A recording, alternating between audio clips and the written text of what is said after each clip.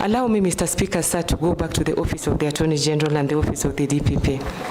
I have served in that office in different capacities. I have acted as the D.P.P. in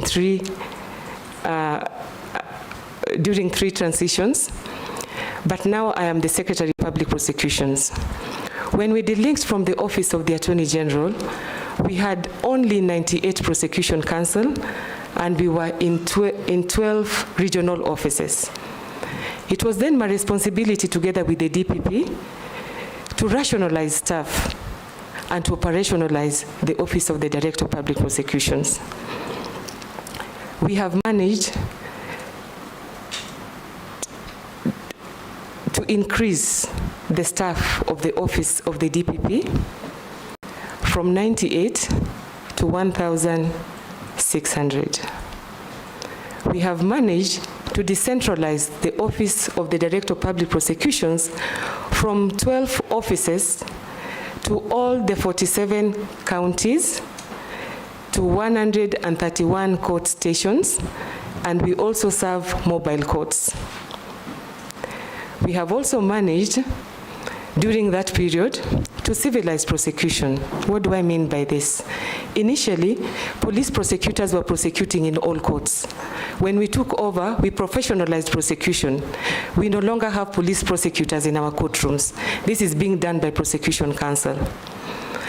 Other than that, when Mr. Haji took over the helm of the Director of Public Prosecutions, he found, when we had an initiative where we were looking at the position or the contribution of the criminal justice sector to the development of this country, and how the Department of Public Prosecutions, or the Office of the Director of Public Prosecution, was assisting or impeding the realization of the objectives of this country. I therefore, together with others, started an initiative called All for Justice. And All for Justice, we wanted to look at the role the prosecution is playing in realizing the objectives of the criminal justice sector. We visited almost all the prisons in Kenya. We interviewed about 20,000 prisoners.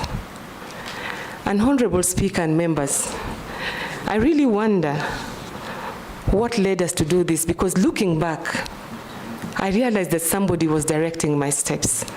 Because the conclusion of that report, which I have here today, indicated that what the prosecution wanted to do could not be done by the prosecution, but could only be done by the Attorney General. And I want to run over 4 of them. When we went through the 20,000 inmates, pretrial inmates, and we checked all the prisons in Kenya, it was a wonder that although under the Constitution we talk about innocent unless proven guilty, it was clear that our criminal justice system is inconsistent with the right of innocence until proven guilty.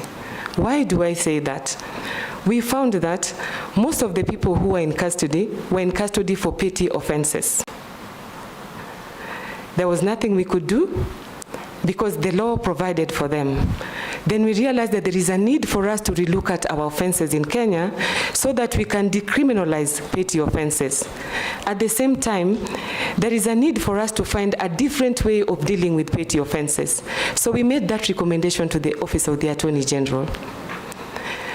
We also found that most of the people who were in custody were young people and they were poor. There was no mechanism that these people could be assisted. Each time they went to court, they needed bail, and bail is in cash. So we asked ourselves, is cash the only way that we can secure the attendance of accused persons to court? We made the recommendation to the NCAJ, and we're waiting for the Attorney General to attend to it.